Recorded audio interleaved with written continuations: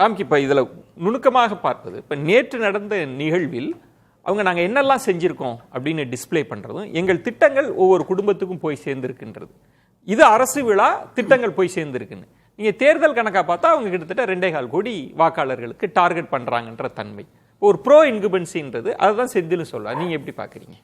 Data வந்து ஏற்கனவே record ஆகிருக்கு, அதை யாரும் சேலஞ்ச் பண்ண முடியாது. தமிழ்நாடு 2030 அது 14 அம்ச கோரிக்கை ஒரு கனவு வைப்பட வேண்டும் அப்படிங்கிறதெல்லாம் வந்து ஆல்ரெடி டாக்குமெண்ட் பண்ணிட்டாங்க. இதில் வந்து மறுக்க முடியாது. நீங்கள் வந்து இந்த குடும்பங்களுக்கு சென்றடைந்தீர்கள் ஆல்ரெடி டாக்குமெண்டட். இப்ப அப்படி போனவங்க ஓட்டு போடுறதுக்கு வாய்ப்பு இருக்குமா? அப்படி அதுதான் என்னன்னா, ஒரு பார் செட் பண்ணிட்டாங்க. குடும்ப தலைவர்களுக்கு 1000, உடனே எடப்பாடி அவர் என்னன்னா 2000, இன்னைக்கு விஜய் வந்து 2500. ஒருவேளை இந்த ட்ரெண்டை பார்த்துட்டு திரும்பவும் திமுக அரசு என்னன்னா இல்லை நாங்கள் 3000 தரோம் அப்படிங்கிற இடத்துக்கு கூட வரலாம். என்னன்னா இங்க ஒரு பெனிஃபிஷியல் போயிருக்குது. ஆனா எவ்வளவு அமௌண்ட்டை பொறுத்து இருக்குது சார். அதுல 2 தன்மை இருக்கு சார். ஆட்சி அதிகாரத்துக்கு வர வாய்ப்பு இருப்பவர்கள் எவ்வளவு முடியுமோ அவ்வளவு சொல்லுவாங்க. வரவே முடியாதுன்னா இப்ப நான் இருக்கேன்னு வச்சுங்களேன், 10,000 கூட சொல்லலாம். எனக்கு எந்த பவுண்டரிஸ் கிடையாது. அதுதான் சொல்றேன். இப்ப நீங்க வந்து ஆல்ரெடி ரீச் பண்ணிட்டீங்க. குடும்பத்துல இந்த இலவச மகளிர் உதவி அதோடைய பெனிஃபிஷரி இதை சொல்ல தேவையில்லை, மக்களுக்கு புரிஞ்சிருச்சு. இதை விட அதிகமாக இந்த அடுத்த வர என்ன செய்ய? இன்னொரு கேள்வி கேட்கலாம். நம்ம வந்து மத்திய பிரதேசம்லாம் இது கிட்டத்தட்ட தலைப்பு ப்ரோ இன்குபன்சியை நோக்கி தான் நகருது. சில அரசுகள் ப்ரோ இன்குபன்சியால தக்க வச்சது நம்ம மத்திய பிரதேசம்லாம் பாக்குறோம். இப்ப பயனாளிகள் எனக்கு ரெகுலரா கிடைச்சிட்டு இருக்கு, நான் இவங்களுக்கு நான் லாயலா போடுவேன்னு இருப்பாங்களா?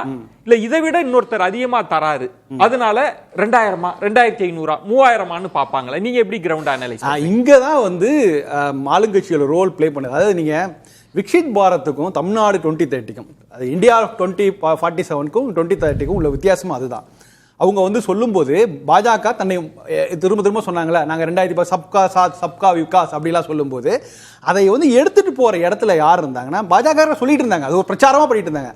ஆனால் அதுக்கு ஒரு நிஜமான வெயிட்டேஜ் எப்போ கிடைச்சுன்னா சந்திரபாபு நாயுடு, நிதிஷ்குமார் போன்றவர்கள் அது பாஜக அல்லாதவர்கள் வந்து சொல்லும் போது, இல்லை நம்ம பிரதமர் சொல்றதை நம்ம வந்து அதில் நம்ம வந்து உள்வாங்கிக்கணும் அப்படின்னு சொல்லும் போது அதுக்கு ஒரு கூடுதல் வெயிட்டேஜ் கிடைக்குது.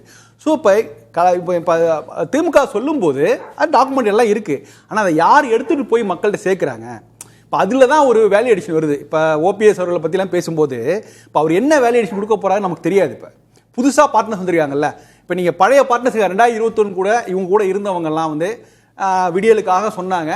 இன்னைக்கு அவங்க சொன்னா அதுக்கான வெயிட்டேஜ் கிடைக்கிறத விட புது பார்ட்னர்ஸ் இருக்காங்கல்ல. இப்போ மக்கள் நீதி மையம் உள்ள வந்திருக்கு, தேமுதிக உள்ள வந்திருக்குது, ஓபிஎஸ் உள்ள வந்திருக்கு. இவங்க வந்து நாங்க 2021 அவங்க கூட இல்ல, இப்ப வந்திருக்கோம், இப்ப நிஜமாவே இந்த ஸ்டாலின் கவர்மெண்ட் டெலிவரி பண்ணிருக்காங்க, ஸோ அதனால நாங்க வந்து இவங்களை ஆதரிக்கிறோம்னு பிரச்சாரம் செய்தால் அதுக்கு கூடுதல் வேல்யூ அடிஷன் இருக்கு. ஓகே. ஸோ அப்ப வந்து இந்த திமுக இந்த விஷயங்களை பிரச்சாரத்தை எடுத்துட்டு போகும்போது யாரை வந்து எடுத்துட்டு போனா தேமுதிக, பிரேமலதா போன்றவர்கள், ஓபிஎஸ் போன்றவர்கள் என்ன பேச போறாங்க, கமலஹாசன் என்ன பேச போறாருங்கிற பொறுத்து தான் நீங்க சொல்ற அந்த பெனிஃபிட். சார், ஒரு அரசு இல்ல திரு செந்தில் அவர்கள் சொன்ன மாதிரி முதல்வர் தன்னை முன்னிலைப்படுத்தி நாம தான் வரப்போகிறோம் அப்படின்னு, இதுல இன்னொருத்தர் வந்த சேர்ந்தவர் எடுத்துட்டு போறது முன்னாடி நாடாளுமன்ற தேர்தல் 2024 விக்ஷித் பாரத் பாஜக சொல்லும் போது நம்ம என்ன சொன்னோம், அது என்னங்க அது அப்படின்லாம் சொன்னோம்ல. அதேதான் நீங்க பாஜக வாயால விக்ஷித் சொல்லும் போது யாரு நம்ப மாட்டாங்க. நீங்க அதே மாதிரி திமுக தான் வாயால சொல்லும் போது எடுப்படாது சார். பாயிண்ட் இல்ல சார், பாயிண்ட். நீங்க பீகார் எடுத்துங்க சார். நாடாளுமன்ற தேர்தல் அப்படின்னா மக்கள் மோடி அவர்களை பாக்குறாங்க. சட்டமன்ற தேர்தலா நிதிஷ்குமாரை பாக்குறாங்க. அவர் வேணுமா வேண்டாமா அந்த தன்மையில தானே இருக்கு. நீங்க இதுல யாரு வந்து இப்ப நிதிஷ்குமாருக்கு யாரு சொன்னதுனால நிதிஷ்குமார் திரும்ப வராரு? இல்ல, நீங்க வந்து அரசியல் ரீதியான பிரச்சனைகள்ங்கும் போது அங்க வந்து ஒரு கிரெடிபிலிட்டி இருக்கு. யார் சொன்னாங்க பார்க்கலாம். நீங்க வந்து நாங்க மக்களுக்கு ஒரு டெலிவர் பண்ணிருக்கோம் சார், இதை முன்வைத்து தான் நாங்க வந்து ஓட்டு கேட்க போறோம், மக்கள் எங்க மேல நம்பிக்கை வச்சிருக்காங்க, இந்த ஆட்சி சார். இதுல பாயிண்ட் என்னன்னா, நான் திரும்பவும் துல்லியமா கொண்டு வரேன்னா, ஒரு திட்டம் கொண்டு போய் சேர்க்கப்பட்டதாக சொல்றாங்க. நம்ம இந்த ரிசல்ட் எல்லாம் நான் சொல்றேன். இப்ப நாளை நம்ம பகுப்பாய்வே நடக்கும். உண்மையில் திட்டங்கள் போய் சேர்ந்தவங்க என்ன மனநிலையில இருந்திருக்காங்கன்றது நாளை பகுப்பாய்வு செய்யப்படும். இப்ப இவங்க நம்புறாங்க இது வந்து இப்ப சுவாமிநாதன் சொல்ற மாதிரி சிந்தாம சதராம அவங்களுக்கு வருமா, இல்ல அந்த பெனிஃபிட் அவங்களுக்கு கிடைக்குமான்னு கேக்குறேன். ஏன்னா பெனிஃபிட் உங்களுக்கு கிடைக்கும். ஏன்னா நீங்க அதை சேலஞ்ச் பண்ற இடத்துல பாஜகவோ அதிமுகவோ விஜயோட தாவேக்கோ இல்ல அவங்க அக்செப்ட் பண்ணிக்கிறாங்க. ஆமா இது சென்றடைஞ்சிருக்கு, ஆனா அதை விட கூடுதலாக நான் தருவோம்னு சொல்றதுலயே மறைமுகமான ஒரு அக்னாலஜ்மென்ட் கிடைச்சிருக்கு. மன்னிக்கணும், எனக்கு தயவு தப்பா எடுத்துக்கொண்டா, நேற்று இவ்வளவு பெரிய புத்தகத்தை கொடுத்துருக்காங்க சரியா, இதுல நீங்க திருப்பி வெறும் 1000 ரூபாய் தயவு சுருக்காதீங்க. 1000 ரூபாய் 2000 ரூபாய் 1000 ரூபாய் 2000 ரூபாய் அப்படி இல்ல சார். இன்னைக்கு நேத்து இதை வெளியிட்ட போது தாம்பரம் அரசு மருத்துவமனை 110 கோடி ரூபாய்க்கு இந்த 4 வருஷத்துல திறந்திருக்காங்க. சரியா, கண்ணுக்கு முன்னாடி நிக்குது. குடியாத்த அரசு மருத்துவமனை 40 கோடி ரூபாய்க்கு திறந்தது போட்டிருக்காங்க. அரசு கீழ்ப்பாக்கம் மருத்துவக் கல்லூரி 200 கோடி ரூபாய், கலைஞர் பன்னோக்கு நூற்றாண்டு உயர் சிறப்பு மருத்துவமனை 241 கோடி ரூபாய், நம்ம புதியமலை அலுவலகத்துக்கு பக்கத்திலே இருக்குது. கீழ்ப்பாக்கத்தில் இன்னொரு மருத்துவமனை 40 கோடி ரூபாய், குளித்தலையில் அரசு மருத்துவமனை 40 கோடி ரூபாய், திண்டிவனம் அரசு மருத்துவமனை 60 கோடி ரூபாய், திருத்தணி அரசு மருத்துவமனை 45 கோடி ரூபாய், மயிலாடுதுறை அரசு மருத்துவமனை 40 கோடி ரூபாய்.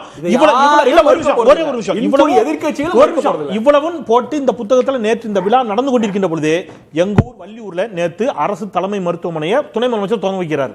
அப்போ இவ்வளவு இது ஒரு சாம்பிள். இன்னும் நீங்க சொன்னீங்கன்னா இன்னொரு காப்பம் திட்டத்தை பத்தி பேசலாம். அப்ப வெறும் 1000 ரூபாய் சுருக்கிடாதீங்க. அதை தாண்டி மாபெரும் சாதனைகள் இருக்கு. ஏன் அக்செப்ட் பண்ண மாட்டீங்க? அப்ப சாதனைகளா இப்ப எதிர்க்கட்சி சொல்ற மாதிரி வேதனைகளா? வேதனைகள் கூட தெரிஞ்சு சொல்லவே ஆரம்பிக்கலையே. அவங்க எப்படி சொல்ல முடியும்? டேட்டா இருக்கு சார். சரி, நாங்க அந்த சாதனைகளோட மிஞ்சிய அரும்பெரும் சாதனைகள் நாங்க கொண்டு வருவோம் சொல்லணும் எதிர்க்கட்சிகள் வழியா. இது வேதனைகள் எப்படி சொல்ல முடியும்?